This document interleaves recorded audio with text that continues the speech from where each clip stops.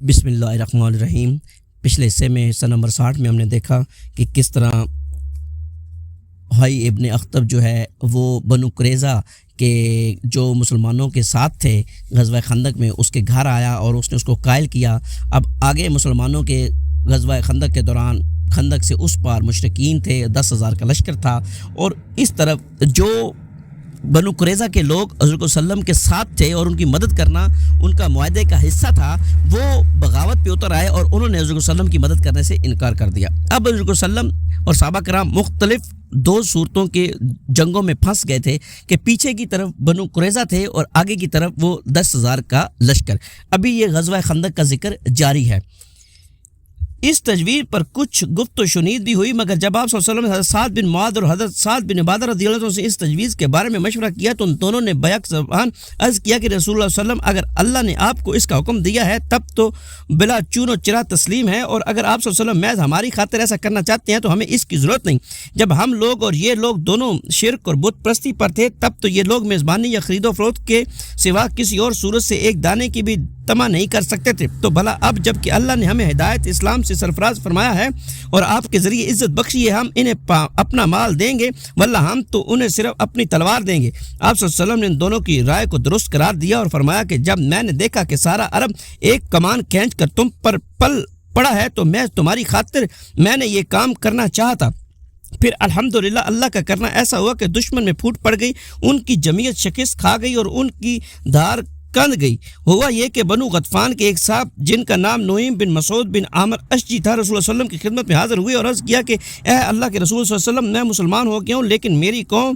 کو میرے اسلام لانے کا علم نہیں، لہٰذا آپ صلی اللہ علیہ وسلم مجھے کوئی حکم فرمائیے۔ رسول صلی اللہ علیہ وسلم نے فرمایا تم فقط ایک آدمی ہو لہٰذا کوئی فوجی اقدام تو نہیں کر سکتے، البتہ جس قدر ممکن ہو ان میں پھوٹ ڈالو اور ان کی حوصلہ شکنی کرو، کیونکہ جنگ تو چال بازی کا نام ہے۔ اس پر حضرت نعیم فوراً ہی بنو قریظہ کے ہاں پہنچے۔ جاہلیت میں ان سے ان کا بڑا میل جول تھا۔ وہاں پہنچ کر انہوں نے کہا کہ آپ لوگ جانتے ہیں کہ مجھے آپ لوگوں سے محبت اور خصوصی تعلق ہے۔ انہوں نے کہا جی ہاں۔ نعیم نے کہا اچھا تو سنیے کہ قریش کا معاملہ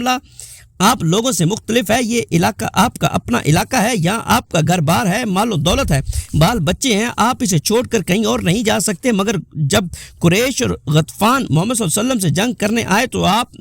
نے محمد صلی اللہ علیہ وسلم کے خلاف ان کا ساتھ دیا، ظاہر ہے ان کا یہاں نہ گھر بار ہے، نہ مال و دولت ہے، نہ بال بچے ہیں، اس لیے انہیں موقع ملا تو کوئی قدم اٹھائیں گے ورنہ بوریاں بستر باندھ کر رخصت ہو جائیں گے، پھر آپ لوگ ہوں گے اور محمد صلی اللہ علیہ وسلم ہوں گے، لہٰذا وہ جیسے چاہیں گے آپ سے انتقام لیں گے۔ اس پر بنو قریظہ چونکے اور بولے نہیں بتائیے اب کیا کریں۔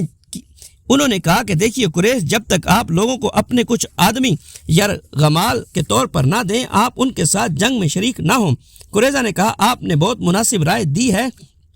اس کے بعد حضرت نعیم رضی اللہ تعالیٰ عنہ سیدھے قریش کے پاس پہنچے اور بولے آپ لوگوں سے مجھے جو محبت اور جذبہ خیرخواہی ہے اسے تو آپ جانتے ہی ہیں۔ انہوں نے کہا جی ہاں۔ حضرت نعیم رضی اللہ تعالیٰ عنہ نے کہا اچھا تو سنیے کہ یہود نے محمد صلی اللہ علیہ وسلم اور ان کے رفقا سے جو عہد شکنی کی تھی اس پر وہ نادم ہیں، اور اب ان میں یہ مراسلت ہوئی ہے کہ وہ یہود آپ لوگوں سے کچھ یرغمال حاصل کر کے محمد صلی اللہ علیہ وسلم کے حوالے کر دیں گے اور پھر آپ لوگوں کے خلاف محمد صلی اللہ علیہ وسلم سے اپنا معاملہ استوار کر لیں گے، لہذا اگر وہ یرغمال طلب کریں تو آپ ہرگز نہ دینا۔ اس کے بعد غطفان کے پاس بھی جا کر یہی بات دہرائی اور ان کے بھی کان کھڑے ہو گئے۔ اس کے بعد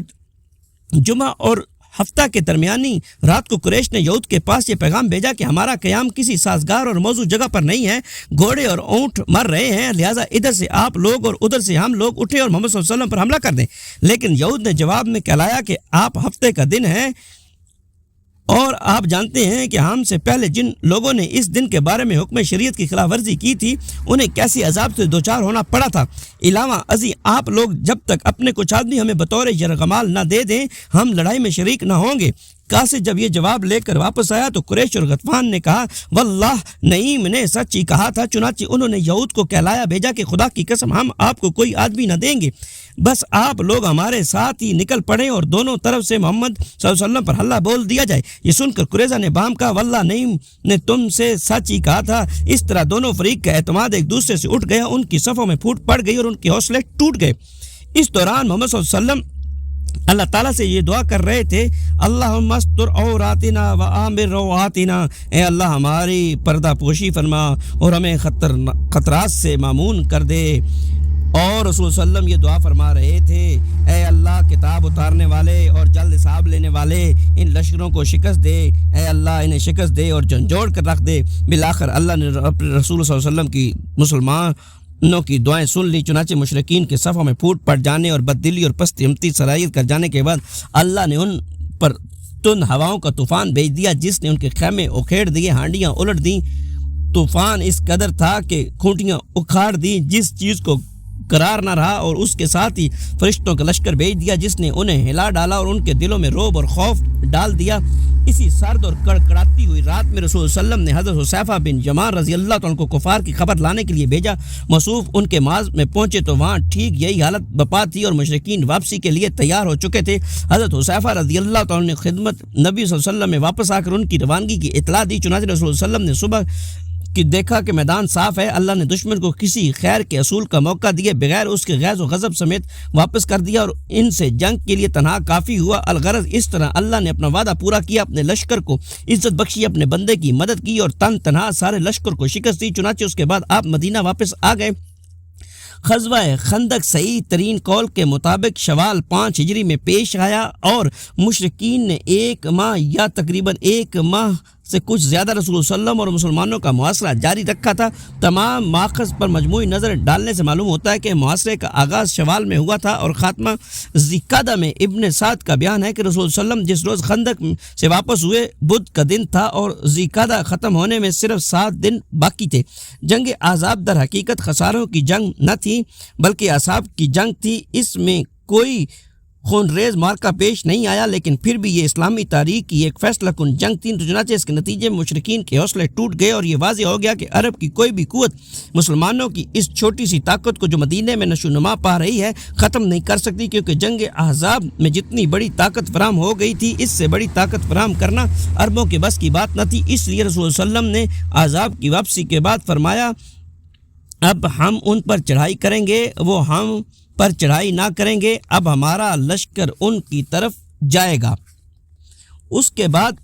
جس روز رسول صلی اللہ علیہ وسلم خندق سے واپس تشریف لائے اسی روز ظہر کے وقت جبکہ آپ حضرت ام سلمہ رضی اللہ تعالی عنہا کے مکان میں غسل فرما رہے تھے، جبرائیل علیہ السلام تشریف لائے اور فرمایا کہ آپ نے ہتھیار رکھ دیے، حالانکہ اب بھی فرشتوں نے ہتھیار نہیں رکھے اور میں بھی قوم کا تعاقب کر کے بس واپس چلا آ رہا ہوں۔ اٹھیے اور اپنے رفقا کو لے کر بنو قریظہ کا رخ کیجیے، میں آگے آگے جا رہا ہوں، ان کے قلعوں میں زلزلہ برپا کروں گا اور ان کے دلوں میں رعب و دہشت ڈالوں گا۔ یہ کہہ کر حضرت جبرائیل علیہ السلام فرشتوں کے جلو میں روانہ ہو گئے۔ ادھر رسول صلی اللہ علیہ وسلم نے ایک صحابی سے منادی کروائی کہ جو شخص سمع و طاعت پر قائم ہے اور عصر کی نماز بنو قریظہ ہی میں پڑھے۔ اس کے بعد مدینے کا انتظام حضرت ام مکتوم کو سونپا اور حضرت علی کو جنگ کا پریرا دے کر آگے روانہ فرمایا۔ وہ بنو قریظہ کے قلعوں کے قریب پہنچے تو بنو قریظہ نے رسول صلی اللہ علیہ وسلم پر گالیوں کی بوچھاڑ کر دی۔ اتنے میں رسول صلی اللہ علیہ وسلم مہاجرین و انصار کے جلو میں روانہ ہو چکے تھے۔ آپ صلی اللہ علیہ وسلم نے بنو قریظہ کے دیار میں پہنچ کر آنا نامی ایک کنویں پر نزول فرمایا۔ عام مسلمانوں نے بھی لڑائی کا اعلان سن کر فوراً دیار نبی قریظہ کا رخ کیا۔ اسے راستے میں عصر کی نماز کا وقت آ گیا تو بعض نے کہا ہم جیسا کہ ہمیں حکم دیا گیا کہ بنو قریظہ پہنچ کر ہی عصر کی نماز پڑھیں، حتیٰ کہ بعض نے عصر کی نماز عشاء کے بعد پڑھی، لیکن کچھ دوسرے صحابہ نے کہا آپ کا مقصود یہ نہیں تھا بلکہ یہ تھا کہ ہم جلد از جلد روانہ ہو جائیں، اس لیے انہوں نے راستے میں نماز پڑھ لی۔ البتہ رسول صلی اللہ علیہ وسلم کے سامنے یہ قضیہ پیش ہوا تو آپ صلی اللہ علیہ وسلم نے کسی بھی فریق کو سخت سست نہیں کہا، بلکہ مختلف ٹکڑیوں میں بٹ کر اسلامی لشکر دیار بنو قریظہ میں پہنچا اور نبی اکرم صلی اللہ علیہ وسلم کے ساتھ جا شامل ہوا۔ پھر بنو قریظہ کے قلعوں کا محاصرہ کر لیا گیا۔ اس لشکر کی کل تعداد 3000 تھی اور اس میں 30 گھوڑے تھے۔ جب محاصرہ سخت ہو گیا تو یہود کے سردار کعب بن اسد نے ان کے سامنے 3 متبادل تجویز پیش کی، یا تو اسلام قبول کر لیں اور محمد صلی اللہ علیہ وسلم کے دین میں داخل ہو کر اپنی جان مال اور بال بچوں کو محفوظ کر لیں۔ کعب بن اسد نے اس تجویز کو پیش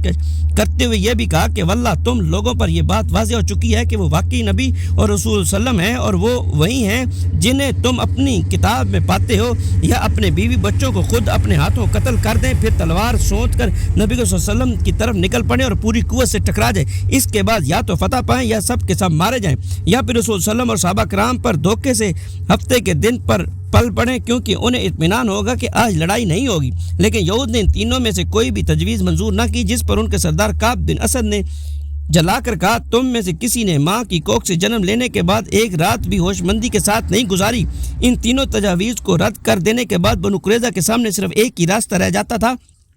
کہ رسول اللہ صلی اللہ علیہ وسلم کے سامنے ہتھیار ڈال دیں اور اپنی قسمت کا فیصلہ آپ صلی اللہ علیہ وسلم پر چھوڑ دیں، لیکن انہوں نے چاہا کہ ہتھیار ڈالنے سے پہلے اپنے بعض مسلمان حلیفوں سے رابطہ قائم کر لیں، ممکن ہے پتہ لگ جائے کہ ہتھیار ڈالنے کا نتیجہ کیا ہوگا۔ چنانچہ انہوں نے رسول اللہ صلی اللہ علیہ وسلم کے پاس پیغام بھیجا